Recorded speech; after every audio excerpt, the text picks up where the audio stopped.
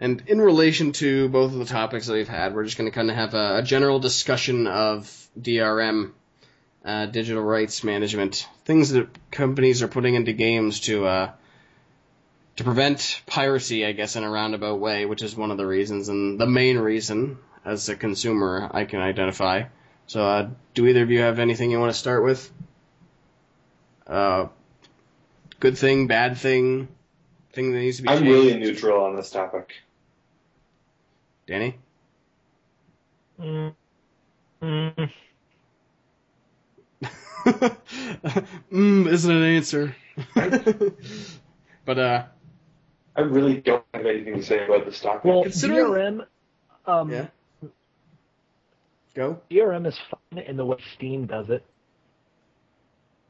How does Steam do it?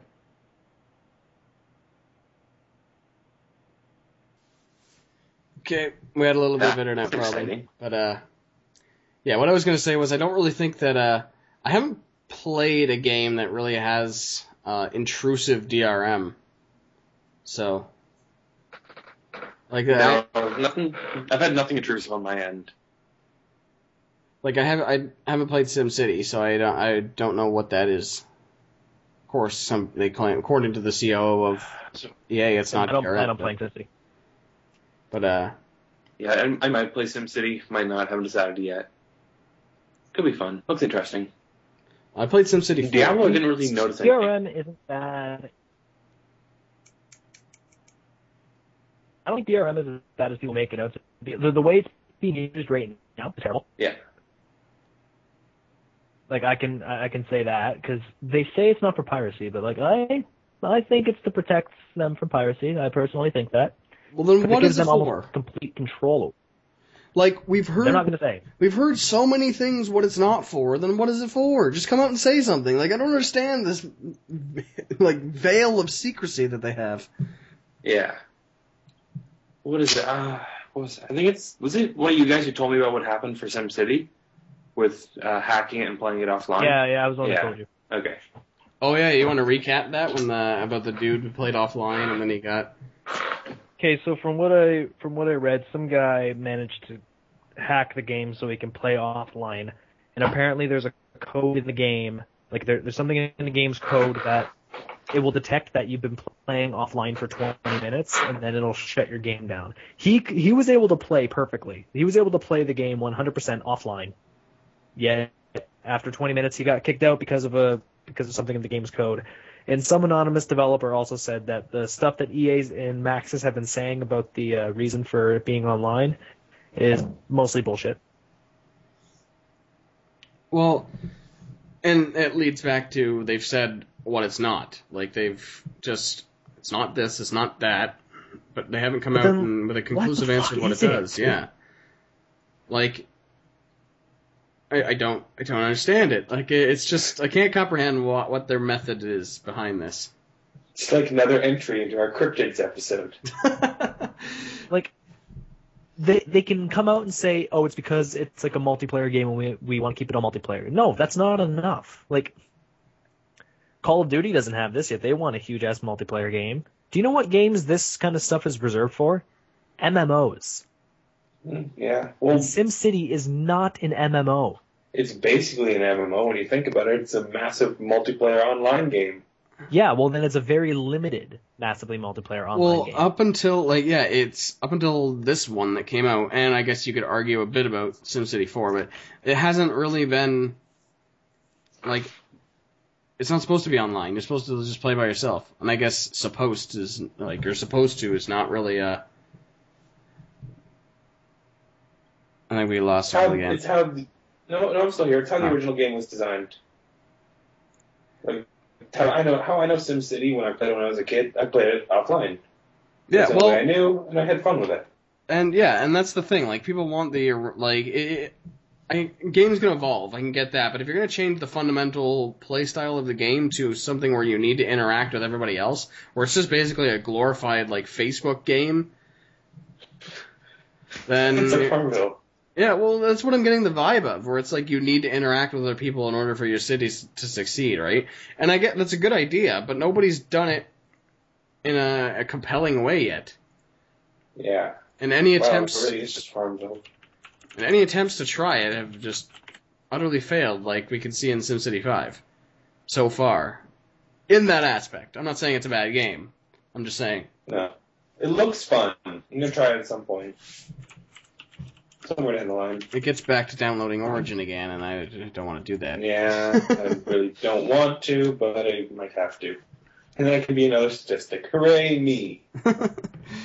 But yeah, so like, and in terms of piracy, I think as a whole, I guess it is a big deal, but it's not as big a deal. Like, if you're gonna make your game where it's gonna have like some sort of DRM, but then they also have the option to just pirate it, then if it's that intrusive to the degree that a game like SimCity is, and it's going to draw people to pirate the game, even though I don't think you can in this case. But oh no, they'll find a way. It's yeah. Well, yeah. But at this time, I mean, You underestimate the ability of a hacker. yes. But it's going to drive more people to pirate the game if you're going to have to, like, let's say you have a game where they put in those stupid CAPTCHA thing, so it's like you have to prove you're human, right?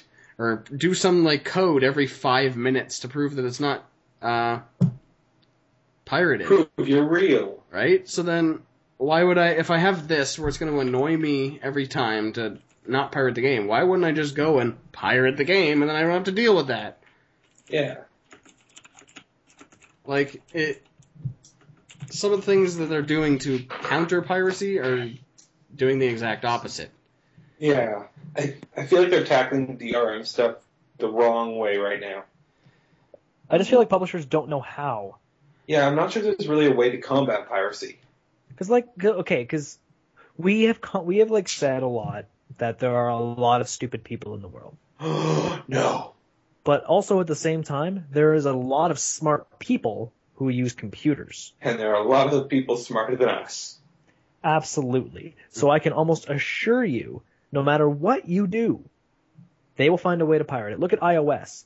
Apple releases an update which fixes the jailbreak from the previous update, and then a week later someone jailbreaks it again.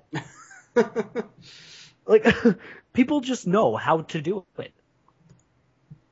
It's kind of strange. Like, it's actually really strange. Like I am not a hacker. I don't jailbreak anything like that. But it's I don't get like how they're able to come up so fast. No matter what a publisher does, like someone's just going to come around and be able to hack it, pirate it, do whatever the hell he wants with it. Well, especially considering I find that rather funny, to be honest with you. Especially considering one of them. Well, it can also lead back to something like they hack it just because they can, but that's a different debate. But I was going to say, one of the main reasons that people did end up jailbreaking their phones, and it was one of the reasons that I did to my old phone, I don't have the one I have now jailbroken, but was just because of the customization, right? Like the old iPhone, you had black background, and then whatever picture you want to do is a lock screen. You can't change anything else. That was it. So, yeah. But if I jailbreak it, I can change the theme of my whole lock screen. I can change the lock. I can change the way the passcode goes in. I can change everything, right? And I guess that's one of the reasons why jailbreaking people an iPhone makes an iPhone fun to use. It makes it an Android, but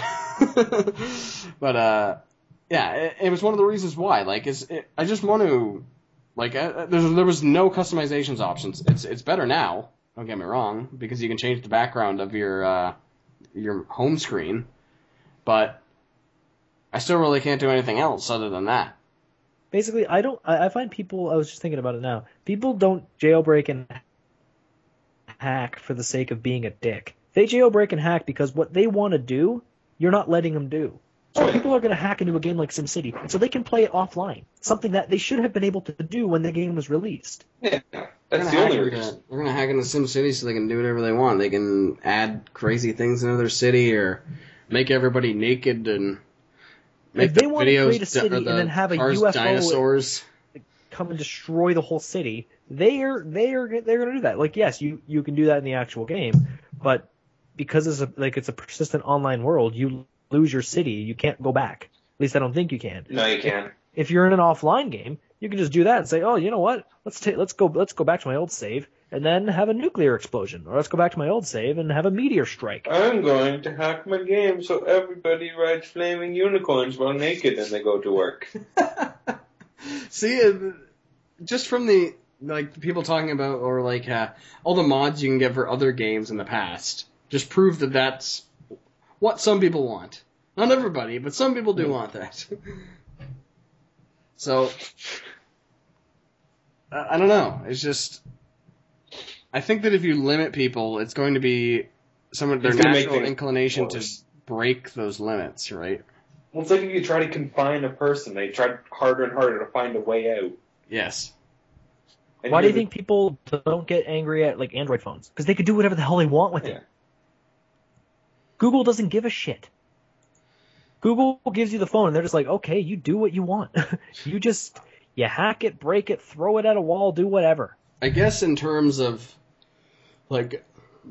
fairness in an online game, if we're going to do something like that where they're going to allow mods for, let's say, just for the sake of argument, a game like Call of Duty, right? They're going to allow things where somebody can have some crazy gun, right? And just destroy everyone. Or have the mods that they already do in some of the older ones, right? You can get these super sprint ones and stuff like that, and all these modded lobbies. But if a new game like that, there's no sense of fairness if somebody's just gonna hack the thing and change it, right? Well, it's kind of what happened on the Mass Effect PC, because if someone changes one of the coalesced files, it affects everyone in the lobby. So some people would modify their Avenger to have 1,000 bullets in a clip and one-shot everything. But then that would affect everybody in the lobby. So yeah, but and then that affects leaderboards, which I guess an extension, it doesn't really matter. But then if you're going to argue that, the leaderboards don't matter, and then it's it doesn't really matter if you're playing fairly, and then it's it doesn't really matter if you play the game at all, and it's why are we even playing video games? And then we go back to why do we even exist, right? Yeah, so here's a fun kicker. For SimCity, they had to take down the leaderboards to open up some more server space. Leaderboards in SimCity? Yeah, there's leaderboards for I'm exporting the most in my city. Well, that was just every time you looked at the leaderboard. That was actually one of the things that Call they of basically Duty said was for the always online, so they can have leaderboards like that.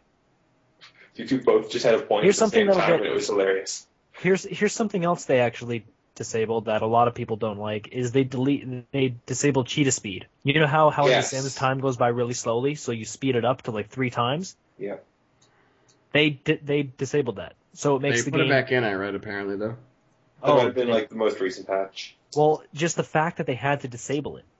Yeah. It basically turned the game into a ridiculously grind-heavy RPG, which take it from a guy who's currently playing The Legend of Dragoon. That's not fun. But, yeah, what was I going to say before Danny interrupted me? Danny? No. But, actually, because of the Skype call right now, you guys cut out from time to time, so I think you're done talking, so that I talk. But anyway, I was going to say, when we were talking about, leaderboards, if you look in a leaderboard, in any game, you have to kind of eliminate the first however many users as hackers, right? Because, I remember looking at the Call of Duty leaderboards when I was big into the Call of Duty, and it would be well, I just kind of have to eliminate the first, 5,000 people because they're all hackers and they're all max prestige and have 99999 stats, right? I would periodically go to the top of the leaderboards, just for a laugh. So, yeah, you'd have to, how far would you have to go down until you actually got to the real people? Legitimate people, yeah. There'd be no way to tell who was actually at the top of the leaderboard because you wouldn't know who was hacking and who wasn't. Or to what degree they're hacking, right? Because you could hack just a little bit and then it would put you up, you have an advantage. Or you could just play the game legit and be up there and nobody would know, right? Leaderboards are kind of garbage at this point because they don't really do anything until you have a game that's 100% foolproof, which would require super restrictive DRM and stuff. Yeah. And, is there, a storm at your house, Will? Yes, there is. Thunderstorm. We got nothing down here. It just sounded like you were outside all of a sudden. Shook the entire apartment. It was pretty cool. But yeah, I think that as of late, DRM is not a good thing because they don't tell us what it's for. It's hurting more than it's helping at this point. If they at least said what it was, then I could support it, I guess, or at least see where they're coming from, but until they... We honestly know nothing. Yeah. We have no information that we can judge it off of. So, yep. I guess I wouldn't go ahead and call it evil, but it's getting there. Slowly and surely. Well, Steam uses DRM. Yeah, but Steam is And cool. How does it do it? Like, what does it do? That's the thing. I don't exactly know, but I've read and I've heard that Steam uses a form of DRM, and for anyone who uses Steam, knows that it's definitely not intrusive. It seems like it's just something that maybe was even like always there, and it just brought to people's attention, and nobody really knows what it is, and nobody's really ever going to know what it is. It's just 3 letters. No one knows what they mean. Well, digital rights management. I don't know. Okay, I'm just gonna say I'm gonna say this. In terms of the way it's used right now, DRM is a way for publishers to have total control over every product they license to you. Not sell to you, license to you. Think of it like that. Mm-hmm. Basically, you have to be online to play SimCity. You have to be online to play Diablo 3. That means the publisher knows who you are. That means the publisher has total control with what you can do with the game. If they want to change the servers, you can't play the game. If they want to migrate the servers, you can't play the game. If they want to update the game at a whim and it's your only free time to be able to play that game, they would oh no, this is our game. We are going to update it when we want to. This just gives them total control over what they do, over what they sell you. Yep. I just thought of something. What? Is the Diablo 3 on the PlayStation going to have to be online? I don't think so. Okay. I think it was announced that it's not. Okay, cool. But I guess the bottom line would be, in conclusion, if you don't like what the product is or how the company's selling it, something like SimCity, then just don't buy it. Yeah. Right? You gotta vote with your wallet. Yes. It's that simple. Even if you know what the funny part is? I'm pretty sure people are starting to see that now. Yeah. I think that it's getting a lot better just because people aren't mindlessly going and it's but then again, I guess you have a portion of the community that's not really as into stuff like this as we are, and they just think, oh, I like SimCity 4, let's go buy SimCity 5, and then they go, what is this? This is terrible, right? Mm-hmm. So I guess there is the casual market that's not really paying attention to issues such as this, but still. But the casual market is decreasing in size. And if you do something like that, if there is a casual market where just on a whim they say, oh, I like the old SimCity, so let's buy the new one, and then they go, well, this is terrible, then they're losing out on any potential SimCity down the road, right? Yeah. So then you just lost that customer, so.